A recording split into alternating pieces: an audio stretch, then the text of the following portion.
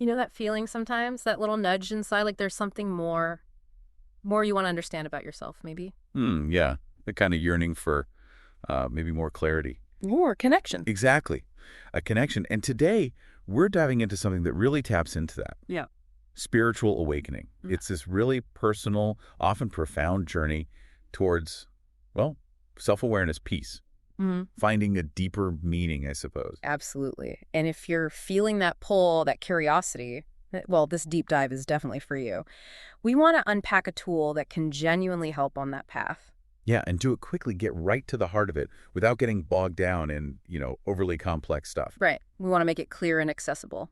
And that tool is the journal. Hmm. Now, we've talked about journals before, sure, but specifically for spiritual awakening, that's our focus today. Hmm. We know some of you have asked about resources, and Listallian journals often pop up. They do. And we've looked into why their specific design choices might actually be particularly helpful for this kind of inner work. So our mission today really is to explore why having a dedicated journal, and maybe one with certain thoughtful features, can be such a powerful companion for this whole awakening process. We're going beyond just, write stuff down. Yeah. How does the journal itself interact with that inner unfolding? Yeah. That's what we want to understand. Okay, let's get into it then.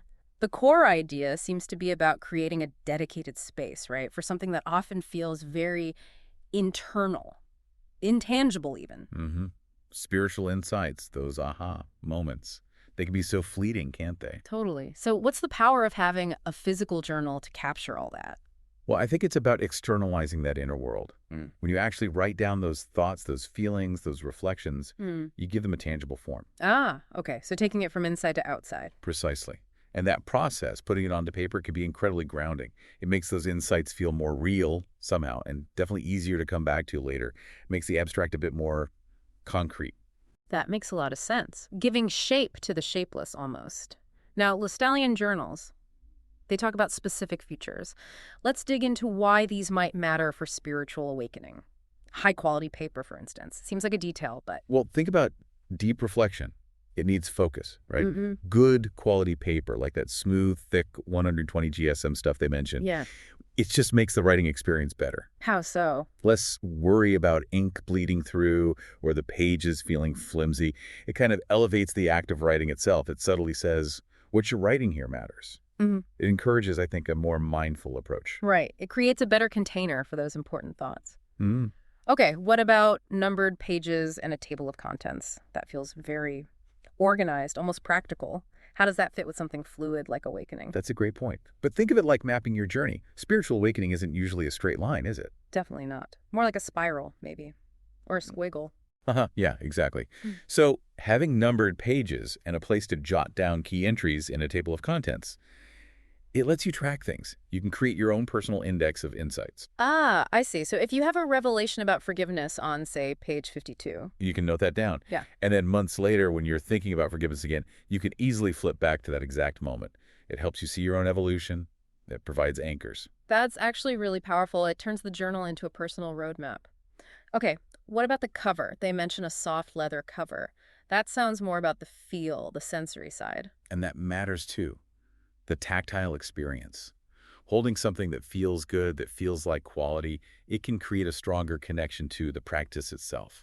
Like it makes you want to pick it up. Exactly. It adds a layer of intention, It signals that this isn't just any old notebook. It's a special space for your inner work. It feels more like a companion. A trusted companion, yeah. Yeah. And the A5 size. Practicality again. It is practical, but in a way that serves the purpose. A5 is like that sweet spot, isn't it? Big enough to write comfortably, explore ideas without feeling cramped. But small enough to carry around easily. Precisely. Insights don't always arrive when you're sitting at your desk. You might be out for a walk, on a train.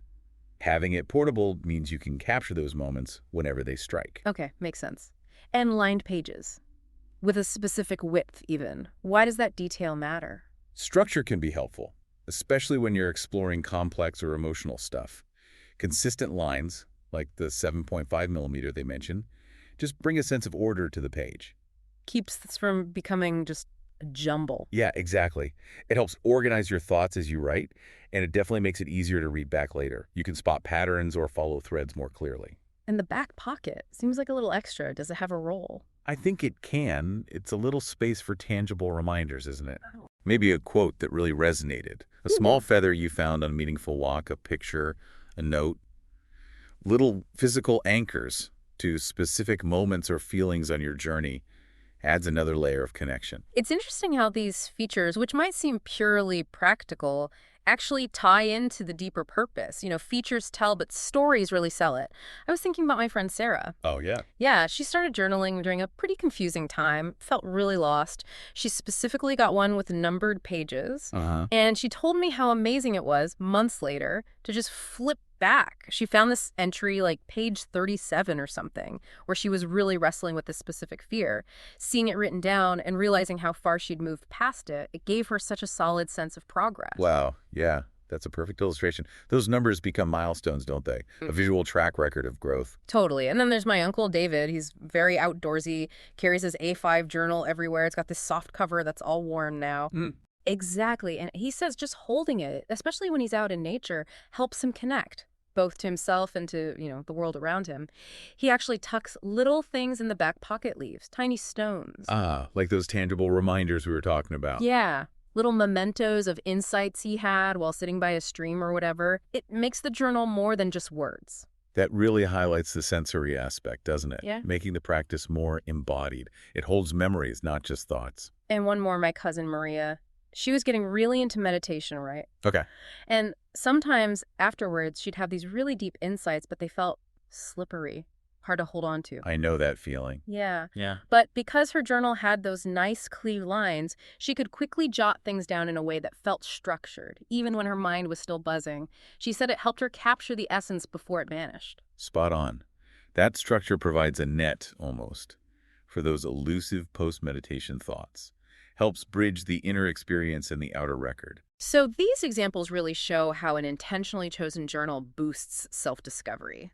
How does that specific process work, do you think? Well, by having that consistent, dedicated space we talked about, the journal becomes a safe container. The act of writing forces a kind of slowing down, doesn't it? Yeah. You have to articulate things. Exactly. And Yeah. that process, articulating, externalizing, is key to self-awareness. You start noticing patterns, understanding your own emotional triggers better, getting clearer on your values, what feels authentic. You're basically writing the story of your inner life. And what about connecting with spirit or soul? That can sound a bit abstract. How does journaling foster that? I think of it as tuning in, quieting the external noise, and listening to that deeper intuition, that inner wisdom. So like turning down the volume on the world and turning up the volume on yourself. Kind of, yeah. We regularly write down dreams, intuitive hits, feelings of awe, moments of connection. You're essentially starting a conversation with your deeper self.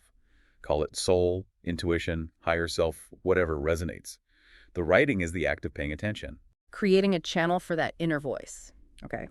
And tracking progress, using the journal as a guide. That sounds really useful. How does that play out? By consistently noting down your practices, Yeah. meditation, gratitude, whatever they are, plus your insights and challenges, you build this amazing personal record. Like your own spiritual logbook. Precisely. You can look back and genuinely see how far you've come. You can identify, oh, when I do this practice consistently, I feel this way. So you see direct correlations. Exactly. Maybe you notice that gratitude practice really does lead to more joy for you. The journal helps you see those connections and consciously lean into what supports your growth. It's your personal compass. So it's not just recording, it's actively promoting growth. How does that active part work? Well, the physical act of writing engages the brain differently than just thinking. It helps process emotions more thoroughly, makes abstract ideas clearer, and really solidifies intentions. Like writing down goals makes them more real. Yes, very much like that. When Okay. you write down your spiritual intentions or reflect on steps you're taking, you're reinforcing your commitment. You're actively participating in your own journey, strengthening that connection to your higher aspirations. And mindfulness, meditation, they're so big right now for well-being and spiritual growth. How does the journal fit with those? It's a fantastic partner to both. You could journal before meditation, maybe set an intention or pose a question you want to explore. Okay. And then afterwards, you capture insights, feelings, sensations that came up. It helps integrate the meditative experience into your conscious awareness. The journal becomes a tool for reflecting on your present moment awareness. So it extends the practice in a way. Definitely. It deepens the reflection. Okay, so based on all this, what are some practical ways someone could actually use their journal for spiritual awakening? Great question. Several things come to mind. Using prompts can be really effective. Like specific questions. Yeah. Things like, what am I truly grateful for right now? Hmm. Or, what old story am I ready to let go of? Setting an intention for each session. Okay. What else? Writing with gratitude is huge. Just listing things, big or small. It really shifts your energy. Right. Tracking progress, like we said, noting those shifts, those insights, that keeps you motivated. Makes sense. Using visual elements can be powerful too. Drawings, symbols, maybe color-coding entries based on emotion or theme. Ah, so not just words. Not just words, and critically, just using it as a space to be really honest about your emotions. Exploring them without judgment. That's fundamental for self-awareness and healing. And it's cool how those features we discussed earlier, the good paper for visuals, the line pages for writing out emotions, they actually support these exact techniques. Exactly. It all links up. A well-designed journal isn't just nice to have. It can actively support and enhance the practices themselves. Right. So let's pull this all together. We've seen how a dedicated journal, maybe one like Listalion's with those thoughtful features, can really be a powerful ally on a spiritual awakening path. Mm-hmm.